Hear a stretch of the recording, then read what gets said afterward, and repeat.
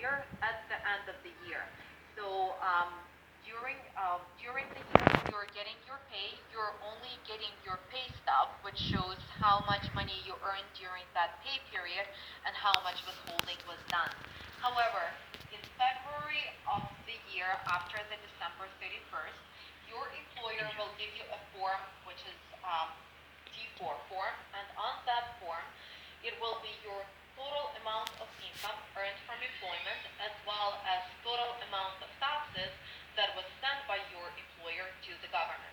And you will use this slip to prepare your Canadian tax return and to report those amounts on the tax return to reconcile it with, I guess, the tax liability that you should be paying. So very important to watch for this form, and also once you receive it, to keep that form to file your tax return. And then depending on other sources of income, you might be getting T3 slips, T5 slips. Those really have to do with investment income. You may or may not see them in your first year of residence.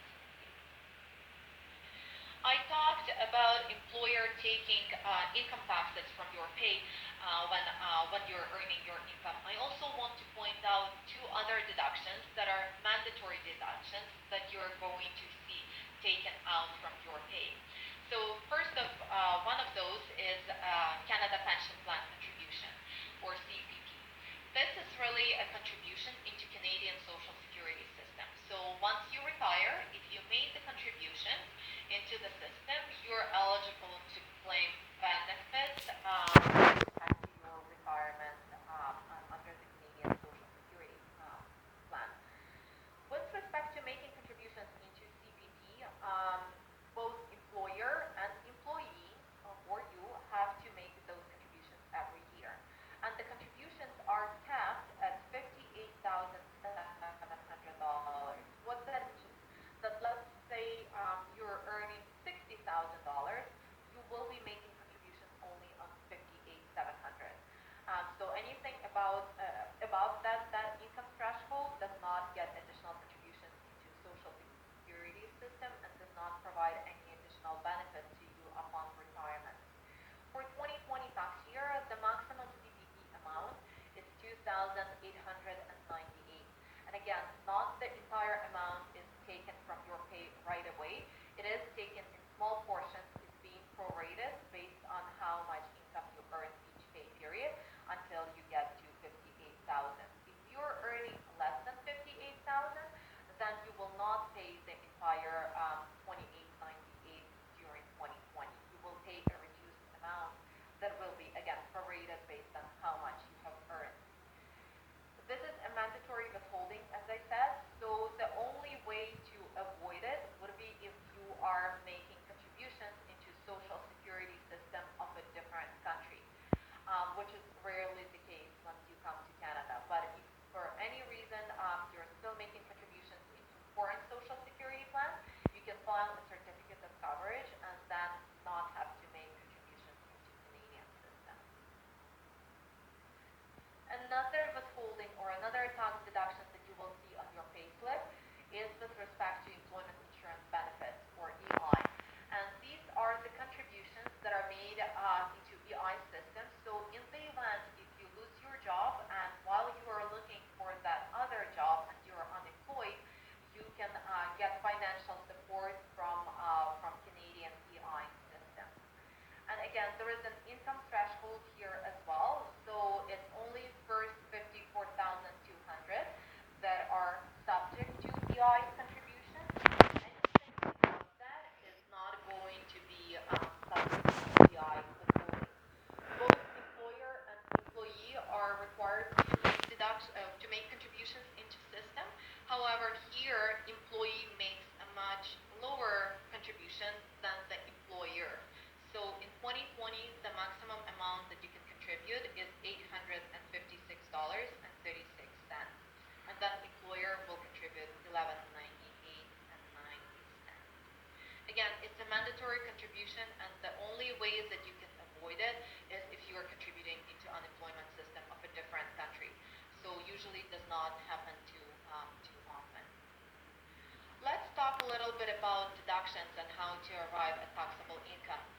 So there are not too many deductions that you can see on or claim on Canadian returns, but those that you can claim is actually RPP and RRSP contributions are the ones that you see the most benefit from. Both RPP and RRSP are retirement plans, and again, I'll just speak about them separately, but just remember for now that if you are putting money into those plans, that money gets deducted from your taxable income. So you are not paying tax on that money in the year that you earned and put it in that retirement account. Union and professional dues, you can take that deduction on the tax return as well. So let's say if you're a member of professional engineering association or nursing organization, or you're a doctor and making contributions into a provincial association of doctors, you can take all of those contributions or professional dues as a deduction on your Canadian tax return. Childcare expenses, again, if you have children and if you send them to childcare, you have to pay for childcare. If both spouses are working, or if either one spouse is working and other spouse is still studying, then you can take a deduction on your Canadian tax return for any amounts that you paid for your childcare. Moving expenses, the only thing that I want to point out here is that usually for moves from outside of Canada, expenses are not deductible on the tax return, but for any moves that you do within Canada, so let's say if you're moving from one province to another and you need to have a moving truck and have other expenses associated with the move, you can then deduct them on Canadian tax return. However, again, it's only for the moves within Canada, so when you're first arriving in Canada, any expenses that you may have associated with that international move, they will not be deductible on the tax return.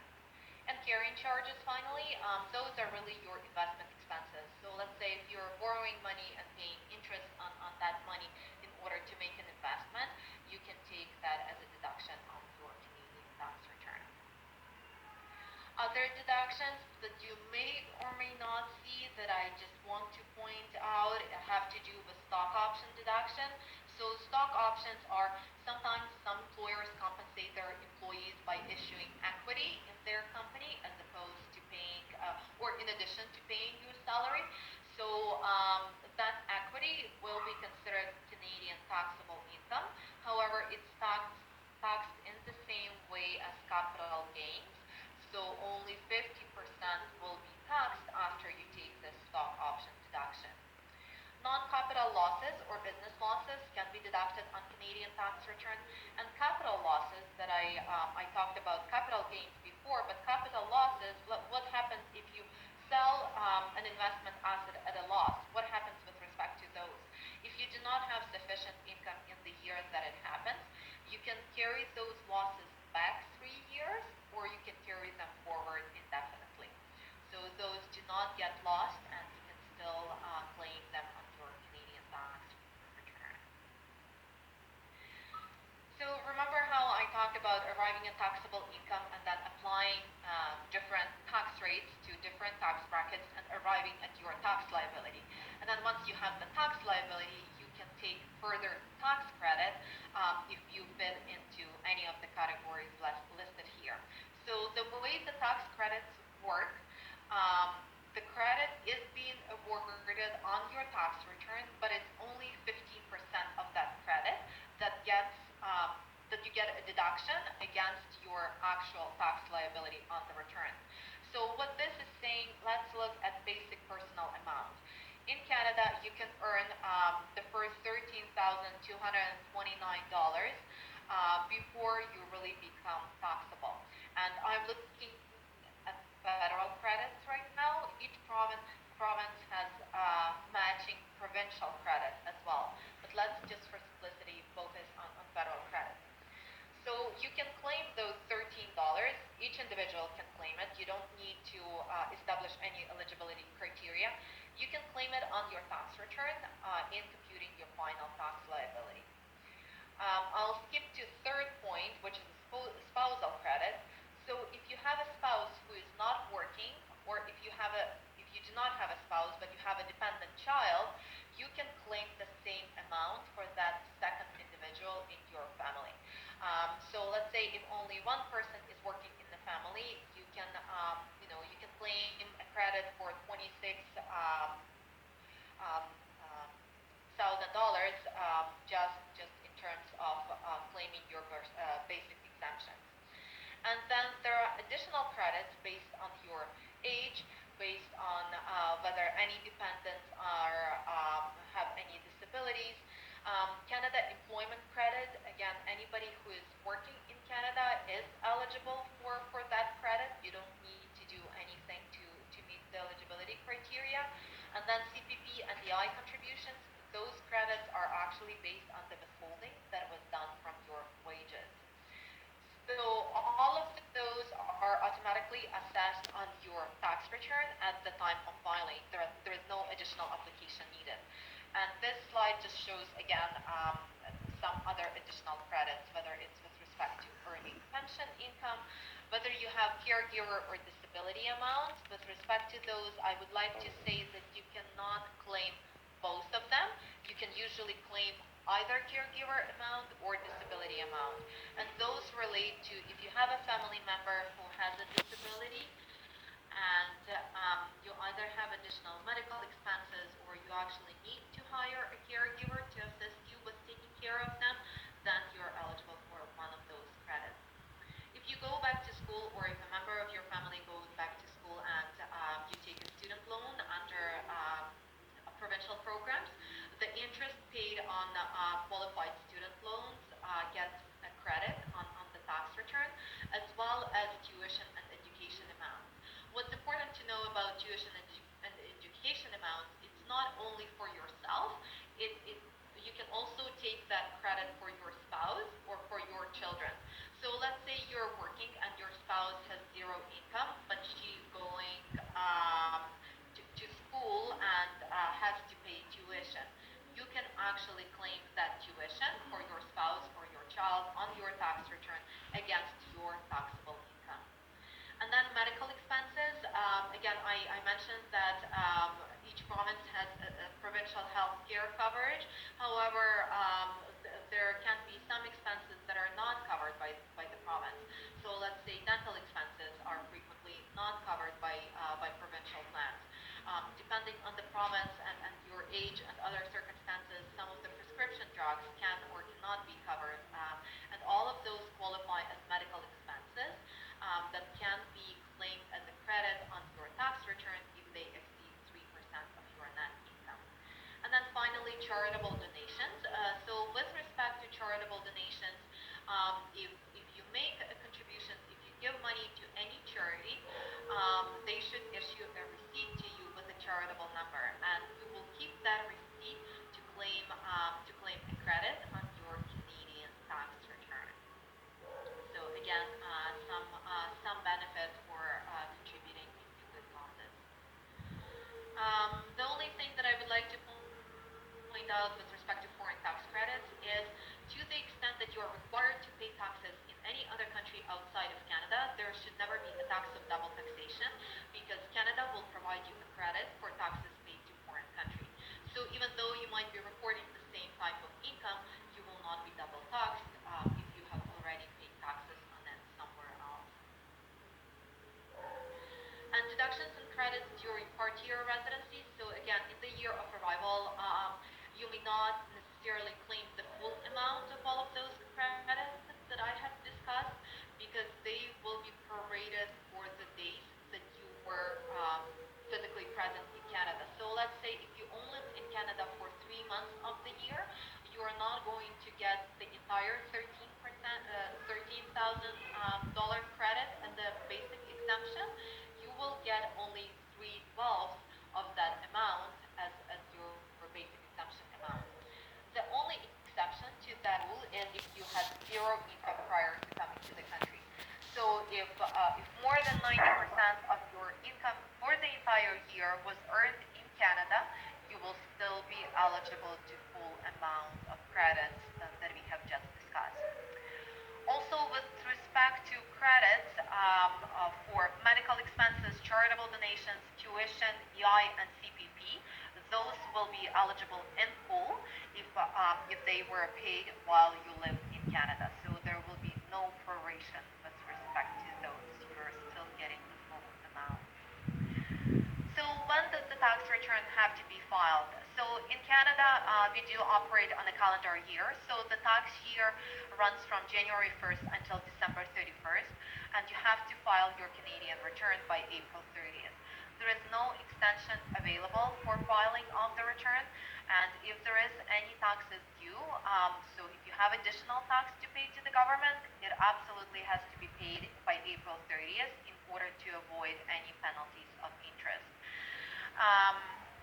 There is also no joint tax return filing. So if you have a spouse, you cannot file one tax return. Each spouse has to file a separate tax return, although you will indicate your spouse's information on your personal tax return, because that's how the government will do the matching, and that's how they will calculate some of the benefits that you might be entitled to based on your family income. So they take combined income for both individuals. So because I said that there is no extension for filing of the tax return, what happens if you are unable to meet your tax obligations due to some extraordinary circumstances? So in those cases, you can file a taxpayer relief form to relieve you from any penalties or interest. So if you file tax return and there is no balance owing on that tax return, so let's say if you're getting a refund, then there will be no penalty or interest even if you have filed late, because really you're penalizing yourself for not getting that money back from the government at the time that you should be getting them. However, if you filed late and you had to pay money, that's when penalty and interest will be assessed. Filing the Canadian tax return, especially in the first year of residency, can be quite complicated. So it is highly recommended that once you are in the country, you get a third-party advisor who can assist you with that first year of filing, and then after that, CRA website, Canada Revenue Agency website, has a list of tax-free software that you can use to file your income taxes, and those are basically quite intuitive to complete, because you can just it will ask you a question: did you have employment income? And once you answer yes, it will ask you to populate all of the numbers from your T4 slip into that online form, and go on with other sources of income and deductions in that fashion. But again, it's easier to do for a full year of residency once you've been in the country for the full year, not necessarily in the first year when you're here only for part of the year. You need to establish your file with CRA. So in that first year, I highly recommend to get somebody else to help you out. So before we wrap up, I know we have only a few minutes left. I'm briefly going to speak about different savings programs or different savings plans that are available in Canada that can be very tax efficient, and you may not be thinking about them immediately upon arrival, but at some point once you start earning income and settling in, it's important to know what your options are with respect to saving for retirement or any other purposes that you want to save money for. So RPP and RRSP plans, I've mentioned them before. RPP is a pension plan that is usually provided by employer. So that plan is available only with organizations that you are being employed with. RRSP, or Registered Retirement Savings Plan, can be opened at any financial institution. So any bank or any credit union can open an RRSP account for you, and you can make the contributions. As I said before, the monies that you put in are not taxable in the year that you earn them. So let's say if you have a salary of $100,000 and you put $20,000 into your RRSP plan, you will only be taxed on $80,000, not the entire 100. So that allows you to put money into investment plans to start earning income in that plan tax-free and that money will not be taxable until you take it out either at the age of retirement, or if you need to take it out sooner, then you will be taxed at that time. But again, it can grow there without accruing any taxation in a current year. There is a limit to how much you can put into that account, and the limit is based on the lower of 18% of your income earned in Canada in previous year, or for 2020, it's 27,830. That maximum contribution does get indexed for inflation each year, so it will be slightly different each year that you contribute. You should not be contributing into RRSP in the year of arrival, and the reason for it, because you will not have had any earned income in Canada from previous years. So there will actually be a penalty if you put the money in without having what we call a contribution room. And then you can make those contributions until the age of 71. And at the age of 71, you can either take it out, or you can start taking out smaller amounts. So lump sum, or however you divide it, but you will have to start taking it out once you're 71. Tax-free savings account, again, not necessarily for retirement, but you can create tax-free savings in this account for any purposes. And it is available for Canadian residents for 18 years of age or older. So the catch here, you do need to be a resident of Canada. There is no deadline for contributions. You can put the money in the plan at any time. However, there is still an annual limit, and the contribution limit for 2020 is $6,000. So you can only put a maximum of $6,000 into that plan, and if you have not used that contribution in the previous year, it will carry forward into future year. So let's say you came to Canada halfway in 2020, you get the 6,000 contribution room because you do not need to have any earned income. And then in 2021, you get another $6,000. So now you can make a contribution for $12,000 as opposed to only $6,000. It does not expire. Also, if you're saving the money in this plan, but at some point you need to take it out, you can take it out without any taxes applied to it. But should you decide to put money back in either a few months later or a few years later, you get that contribution room back. So it's never lost, and provides a really good savings mechanism for some tax-free savings. The last plan that I would like to bring to your attention is with respect to saving for your children's education, and what we call registered education savings plan. So under those plans, you can put money into an account for saving for your children's post-secondary education, so either college or university. And if you're making those contributions into the plan, the federal government will also contribute by giving a Canadian education savings grant. And what it means, it will put additional money for your child just to encourage you to make the contributions.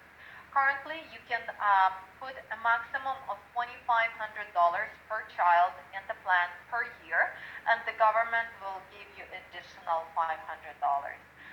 So it's $3,000 that you can put into the plan in order to create savings for your children's education. What's very important with respect to these plans, TFSA and RRSP plans are similar no matter where you go in any financial institution. RRSP plans are actually quite complex, and they do differ from one another.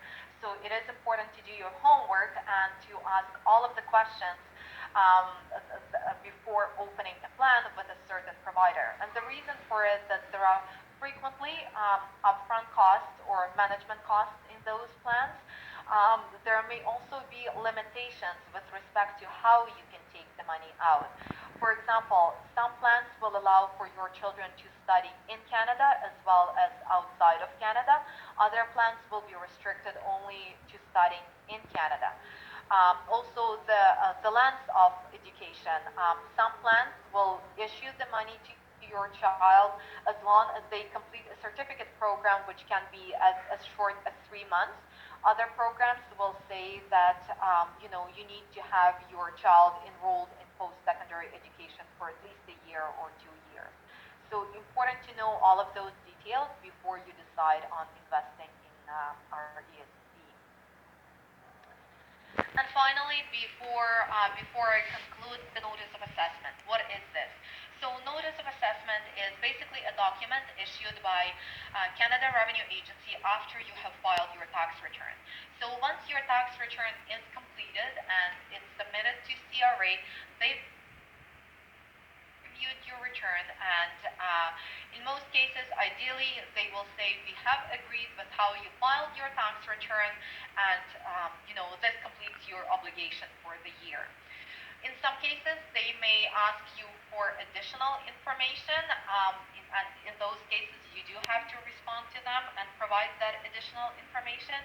But what's important with respect to keeping this letter, this notice of assessment, is this document is frequently asked when you're applying for a mortgage or for any other financial assistance, because it is your official document stating that you have your tax and also how much income you have earned during the year. On that notice of assessment, it also confirms any carry forward amounts. So let's say if you have those capital losses that you can take in future years, they will be listed on your notice of assessment, as well as your RRSP or TFSA contribution rooms. So how much money you can put in each of those plans in the following year. With respect to document keeping practices, you do need to keep all documents that you use for the preparation of Canadian tax return, as well as a copy of your notice of assessment for 7 years. So this is the rule. The government can actually come back to you and ask you for the information within a 7-year period, even though they may have assessed you right away.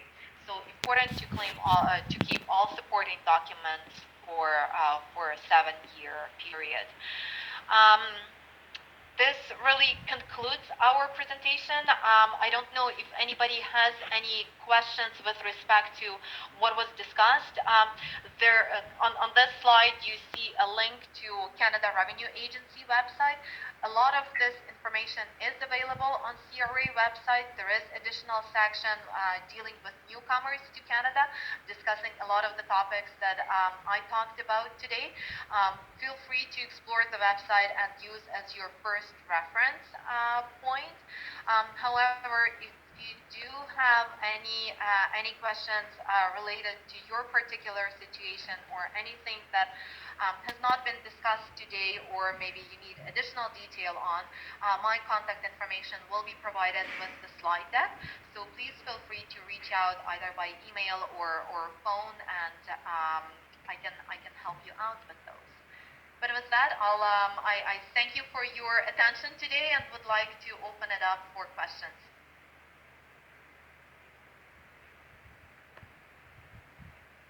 Thank you so much. No problem. It was my pleasure. Thank you, Olga. You were excellent. Well, I hope this was useful, and I know it's a lot of information to grasp. We've covered quite a few topics. However, once you're here and actually, see your pay slips and have to deal with the tax return, please let me know if I can help you in any other way. And Olga, I'll just repeat that. Thank you so much. I know it's a lot of information, but again, like you said, it's important to just give a really broad overview, and then once people are actually in Canada and understanding what applies to them, maybe something you'll remember some of these points. Anybody feel free to jump in with questions. I think Omar, you've got your hand up, so why don't you jump in first? Okay, it's me, right? There is no other Olga online. Oh no, sorry, Omar. Oh, okay. Hello, thank you so much for your time and your effort. I would like to mention that you have mentioned two payments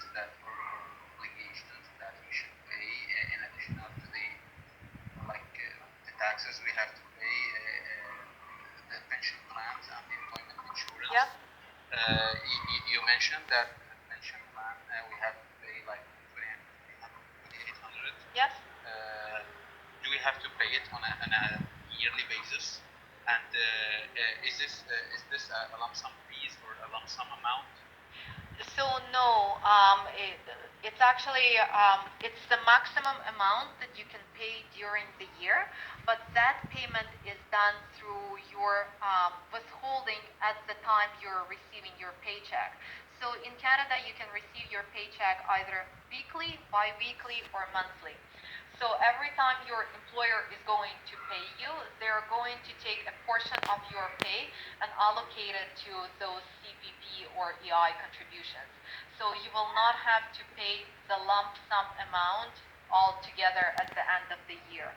The only circumstances under which you might be in a situation that you have to pay full amount right away is, let's say you're not working for anybody a few years down the road and you have your own business, you will be what we call a self-employed individual.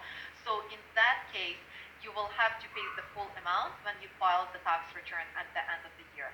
But otherwise, your employer is going to take a small portion of it from each paycheck.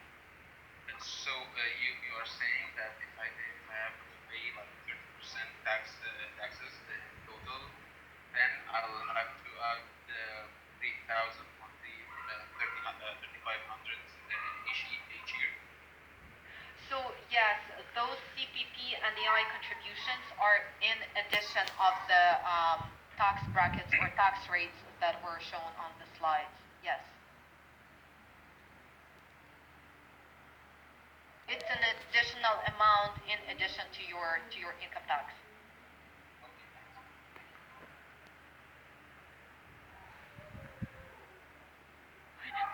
Any other questions, anybody?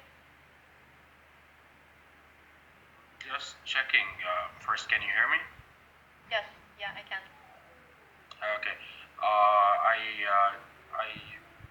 remember from the presentation that you said there's for the first year residents or that they are not citizens, it's a 3-year tax. So basically, the first year is tax free. No, the first year is not tax-free. So the first year, you start paying taxes on the day that you arrive in the country, assuming you have established your residency. And in many cases, you will have established your residency once you leave that airplane and you set your foot on Canadian soil. So in the first year, you will not pay tax from January 1st until December 31st. You will only pay it for that period that you were actually living in Canada. But Despite it's not tax-free. yes, despite the status of residency, is it a temporary or a permanent? Yeah. Exactly. All right. Yes. Yeah. So yes, even if you're a temporary resident for immigration purposes, if it's highly likely in your circumstances that you will be considered Canadian tax resident, which means you have to pay taxes. Yeah. And one more thing, the relation between the taxing offices or the government, basically, and me with the filing issues is my employer, right? So my employer have to give me the files. I do not ask them from the government. This is So your employer will give you one page form, so T4 form, which will report your employment income and any taxes that they took out from your income and sent to government. And then you will have to take that form and go to an independent provider who prepares tax returns to file that information with Canadian government. So your employer will give you the form that is necessary, but then you have to actually arrange for filing of the actual tax return.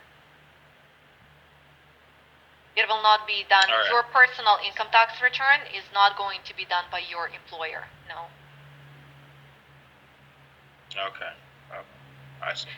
Yeah, Thank and you. the reason for it really, your employers do not know in most cases, your personal circumstances or what deductions you can take, nor should they really be asking about it or you disclosing it. It's in most cases in Canada, that information is not known to your employer. So you will work with somebody who prepares tax returns and can assist you with filing that declaration. I know there was a question that was submitted earlier with respect to whether you can claim any credits for rental income or car rentals or things like that.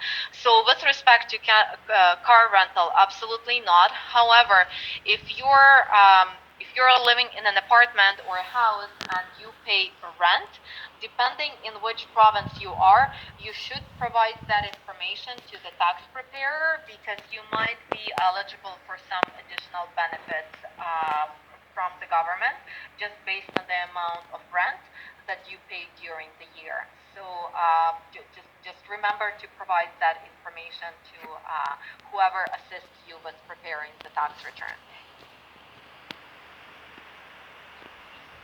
All right. All right. Okay. Anybody else? One more thing. Yeah. One more thing, if I may. Um, it is legal to have two jobs in Canada, right? And you pay for every job the same thing, or you no, I mean you combine it as a total income, right? If you have two jobs, it's just like Yes. Yeah. So you can have as many jobs as you want unless your employer has any restrictions on whether you can or cannot be working for somebody else while being employed with their organization. So really has nothing to do with Canadian, taxation or legal system, but really with the nature of business that employer is in. So it's important to check for that depending on the industry that you're in. But in terms of taxation income, yes, it will be the total earned from all employers. And if you have, let's say, two jobs, what may happen during the year, each employer will withhold CPP and EI. So at the end of the year, your withholding for those two, because they are capped, might be too high, right? So you will be eligible for a refund if you were withheld too much of CPP and EI. Just because you should, in any circumstances, you should never be paying more than 2,800 for CPP or 800 for EI. And frequently, when you have two jobs, your employers do not know about the existence of each other, so they will both withhold from your pay. Okay.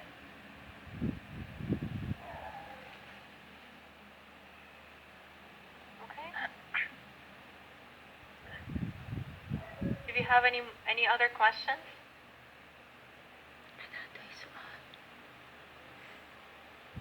Just one last thing also.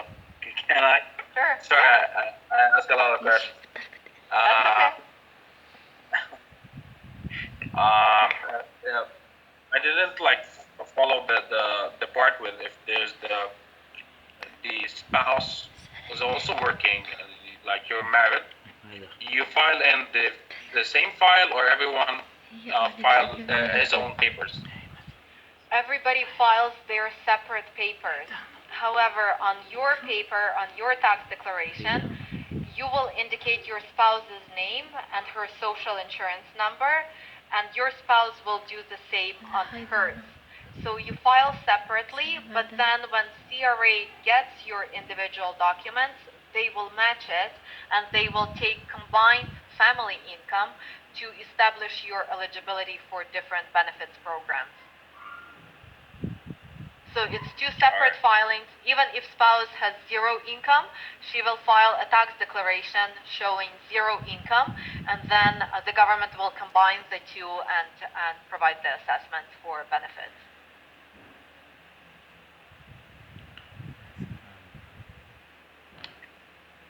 Okay, thank you. I'm done. I'm done this time.